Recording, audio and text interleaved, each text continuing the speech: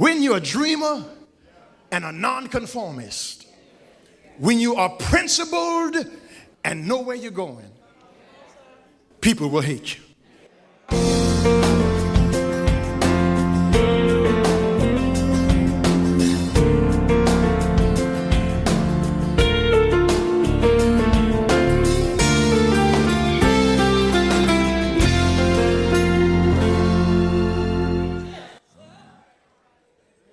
Jacob, Joseph, jealousy, and the journey.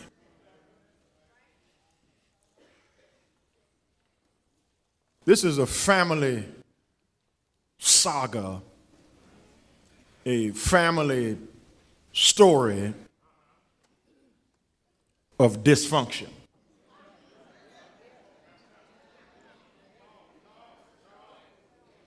And it started with Abraham.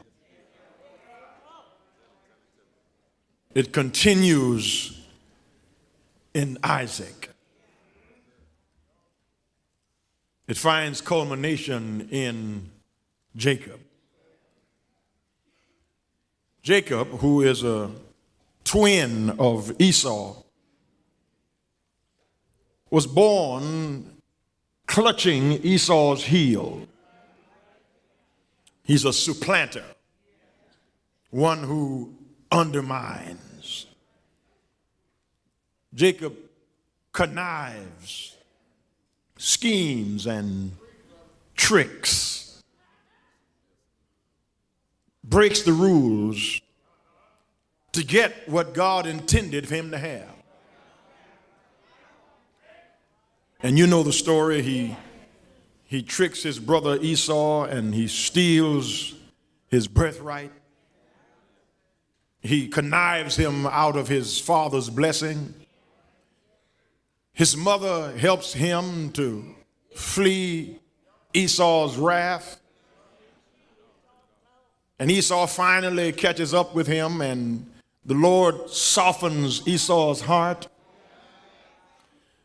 But before that, Jacob wrestles with God. God touches him in his hip, and he limps for the rest of his life. He says, your name is no longer Jacob, but Israel. He is tricked by Laban because what goes around comes around. He works for the hand of the one he loves, Rachel, but he ends up married to Leah. He has sons with Leah and with Leah's handmaid, but then he works another 7 years for Rachel's hand, but Rachel does not bear him any sons, and finally, in his old age, Rachel bears a son named Joseph.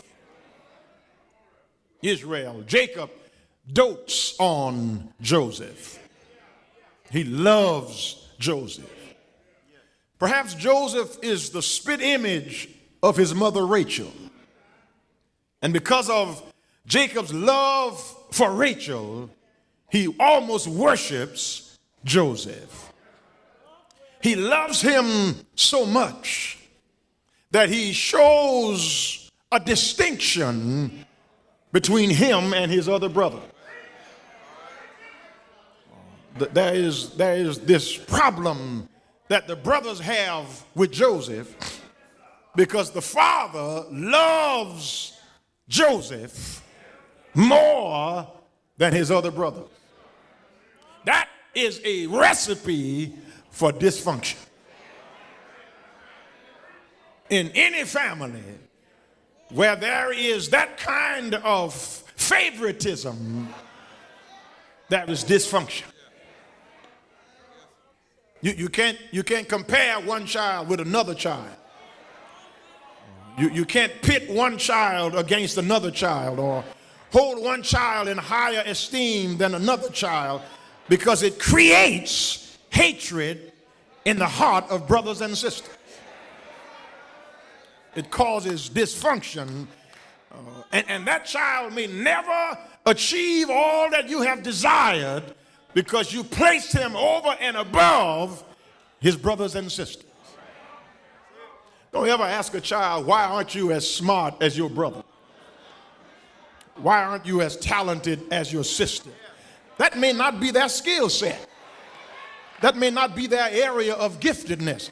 God gifts everybody with what he wants them to have, not for us to be over one another, but for us to complement one another.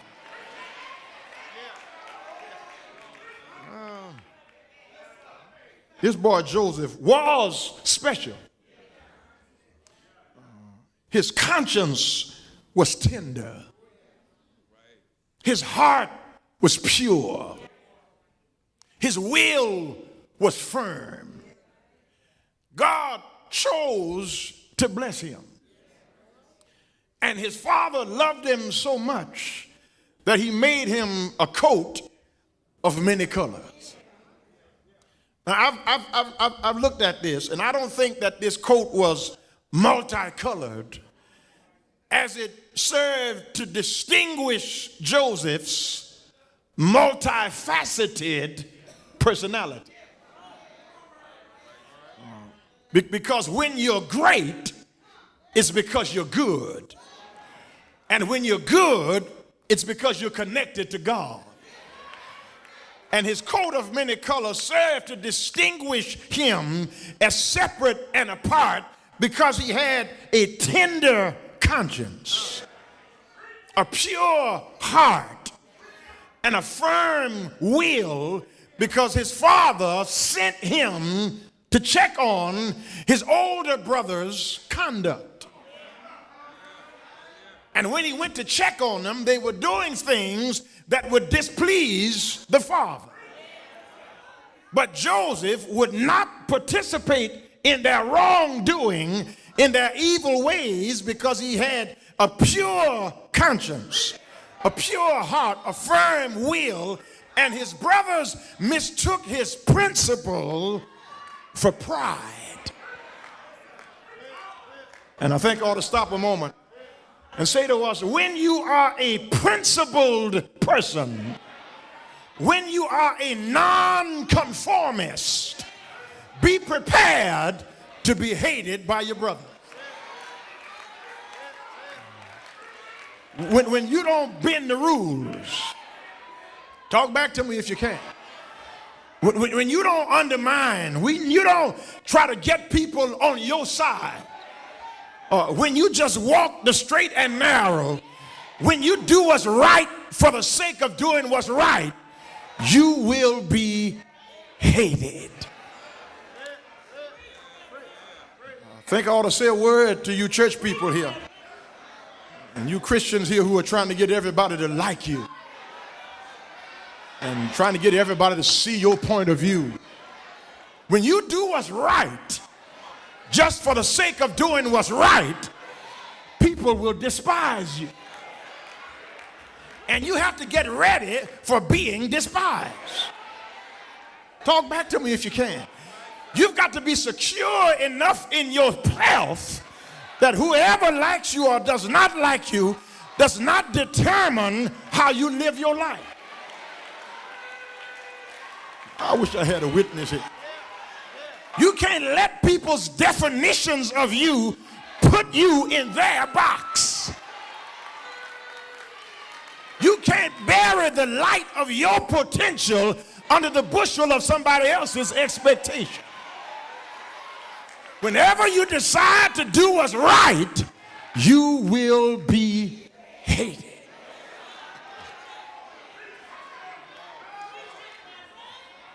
And listen, not just some folk you can't please. They don't like how you look. They don't like how you talk. They don't like how you dress. They don't like the sound of your voice. They don't know anything about you, but they dislike you over a rumor that you are a nonconformist.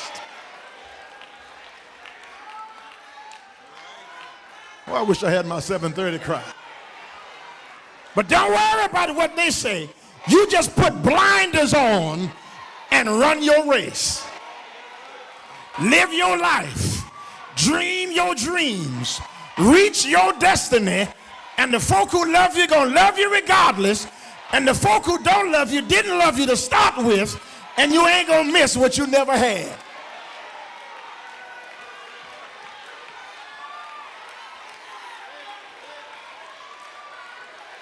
I told you last Sunday, you got to learn how to encourage yourself.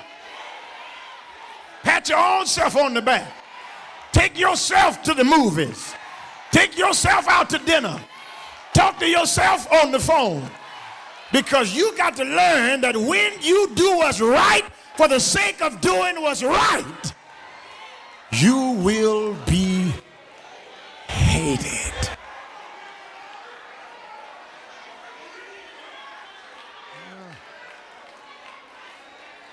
This coat of many colors. This coat of many colors, I'm sure had many shades. It was a long flowing tunic. Jason did my research for me on this coat of many colors, and ain't no sense in paying him if he can't do no research. He did my research on this coat of many colors, and it's a long flowing tunic that serves mainly to distinguish Joseph from everybody else. There's many colors, there's many sides to his personality, and all of us here have many sides to our personality. We are not just one thing. We are a multiple group of things that make us who we are. We are one way with one group. And that doesn't mean anything bad. It just means when you're with this group, that's the way you are. Then when you're with that group, that's the way you are. When we're in the hood, we talk one way. And you can't bring that hood talk on your job. Am I right? No, you can't go to your job talking to your boss talking about what's up. See what I'm saying? See what I'm saying? No, that's on Scott Street we talk like that. We talk like that in 3rd Ward and 5th Ward and on Tilwester. But when you answer the phone, you can't talk like that. There's many sides to our personality. That's what I'm trying to get at. Joseph had many sides to his personality. There were many, but I just want to mention 3. That first coat that was worn on the outside was a coat of favor. Favor. Favor.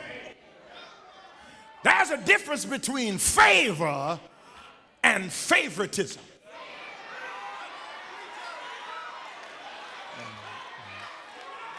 Favoritism is not about the person being favored.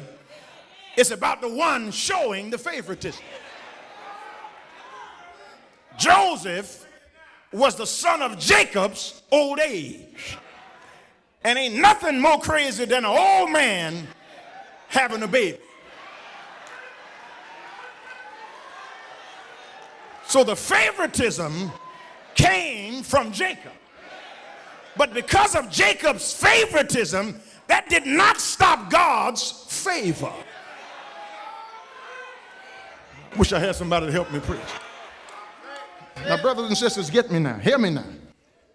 There are some people that God just chooses to bless with special favor.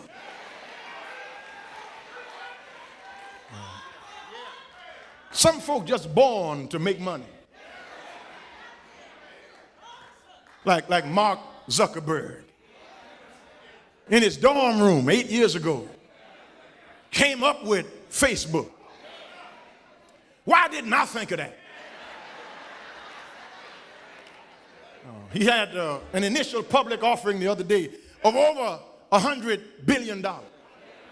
That's just favor. He's just born to do that. My mother could make a ham sandwich taste like a beef tenderloin at Vic and Anthony's. Some people just have it like that. Talk back to me if you can. Some folk are smart without even studying the book. They can party all night long and go take the test and make a 97. And here you studied all night and make a 79. That's just favor. Am I right about that? Now listen, it ain't no sense in you getting mad with people who got favor. Because you're getting angry, you're envying, you're hating them is not going to take God's hand off it. Because God blesses who he wants to bless. I wish I had a witness here. God raises up who he wants to raise up because the favor comes from God.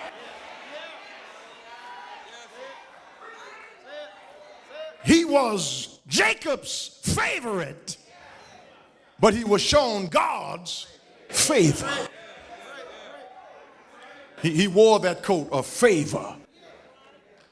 And then he wore outwardly a coat, secondly, of success. Everything he put his hands on prospered. Everything Joseph touched was blessed. Because he was connected to God with a tender conscience, a pure heart, a firm will that everything he maneuvered around was successful. The King James says he was tending his father's flock, but the New Revised Standard Version said he was pastoring his father's flock. And the flock he tended fared better than his brother. The sheep he tended looked better than his brother's sheep. Everything he did was with excellence, was with success, even when nobody was watching. That's when you know you got integrity. When you do right and you're not in Houston. You missed that. When you do right and you're not in front of your Sunday school class. When you do right and it's not Sunday morning. You do right just because it's right to do right.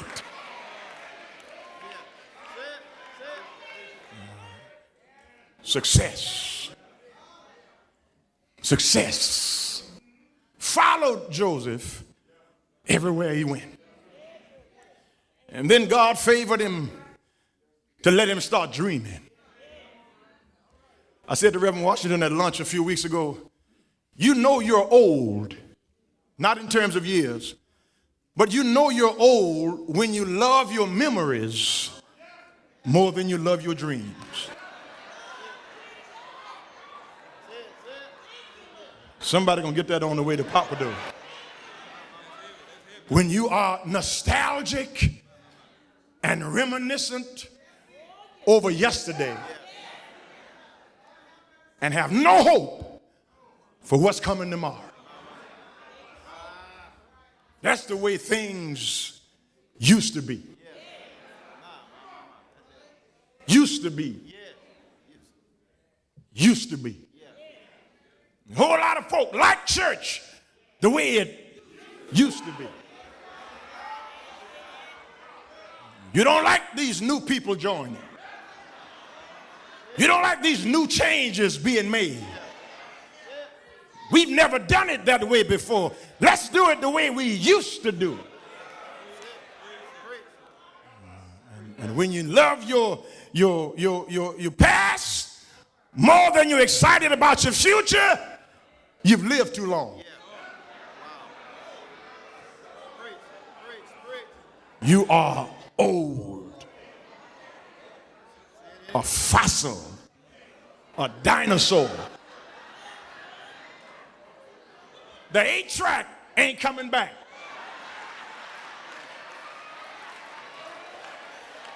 Get rid of your 8-track tapes of the Commodores, the Isley Brothers, the Temptations, Diana Ross and the Supremes. It's gone.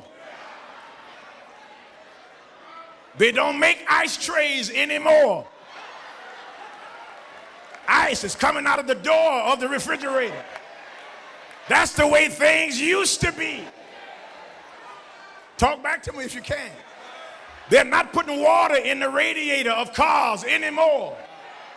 Matter of fact, you can't bring cars to these shade tree mechanics anymore.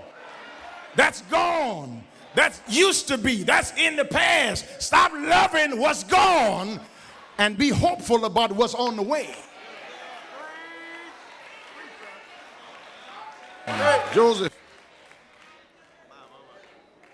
is a dreamer. And listen, when you're a dreamer and a nonconformist, when you are principled and know where you're going, people will hate you. Now listen, his brothers misunderstood his principled stand as pride. And I need to say to somebody today, don't be proud of your principles. You missed that? Because the minute you get proud, you got principles, you just sin. Just have principles with humility. I want to again say thank God to these young adults singing in the choir. When there were more of them that used to sing in the choir, but they got out of the choir because I'm not like them. I don't do what they do. My principles won't let me be like them. Then you got proud of having principles. And God stopped using you. Because God can use you any kind of way. With all your issues, with all your mess, with all your stuff, with all your junk, God can use you. Because if it were not for God's grace, all of us would be in hell this morning. I wish I had a witness here. God don't care nothing about you staying out all night. Just pull yourself together. Wipe your eyes. Drink something to help your breath. Get you some breath freshener and come on in. Like these other people used to do.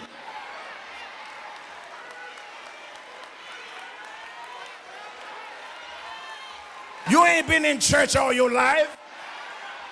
You ain't been holy all your life. You used to be a sinner.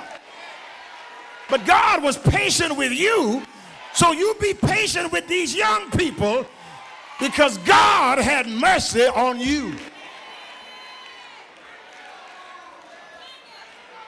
When you're principled and start dreaming, you're going to be despised.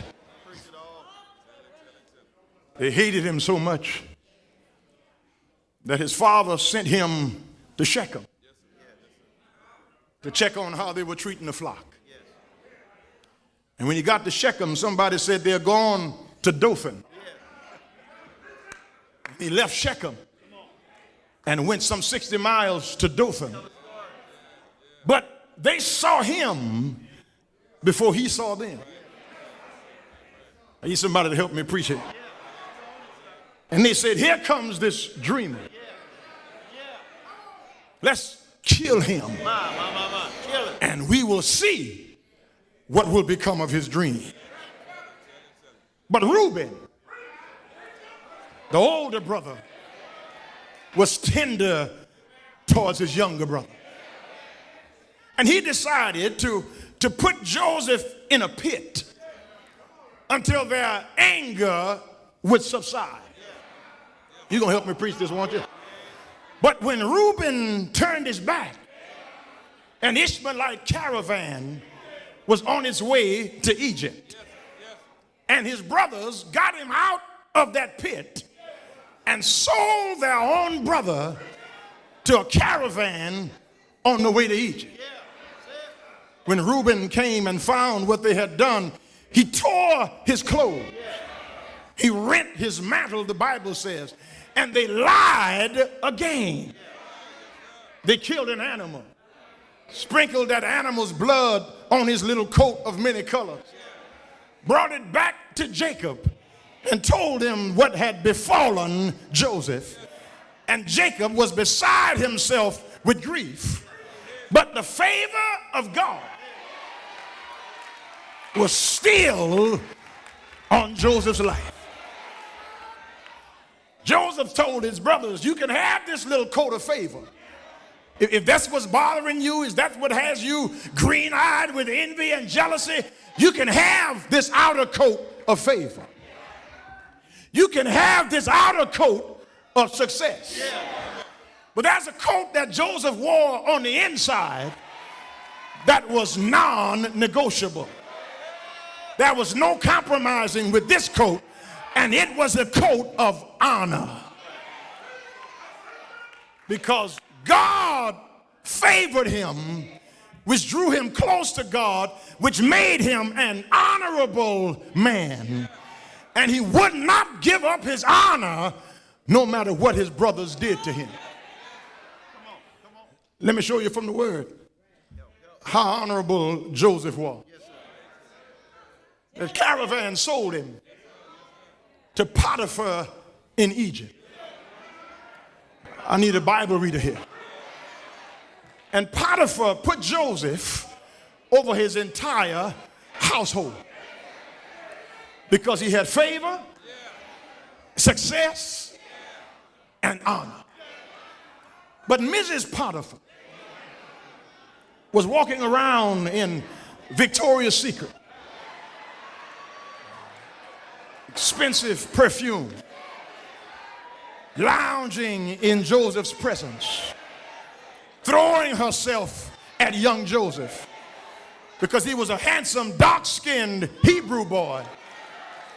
And she was lounging, throwing herself in his presence. And Joseph did not pretend not to see her. He did not see her because of his honor. Thank you for tuning in to A Call to Joy. It is our prayer that the Word of God has brought joy, strength, and faith to your life. We would love to have you as our guest at Lily Grove Missionary Baptist Church, where we are exalting the Savior, equipping the saints, and evangelizing the sinner. For your convenience, we have a 7:30 a.m. and 11 a.m. worship service every Sunday morning and 7 p.m. on Tuesday nights. Lily Grove is located at 7034 Till Wester Street, Houston, Texas, 77021, or feel free to visit our website at www.lilygrove.org. Until next week, God has called us to a life of joy.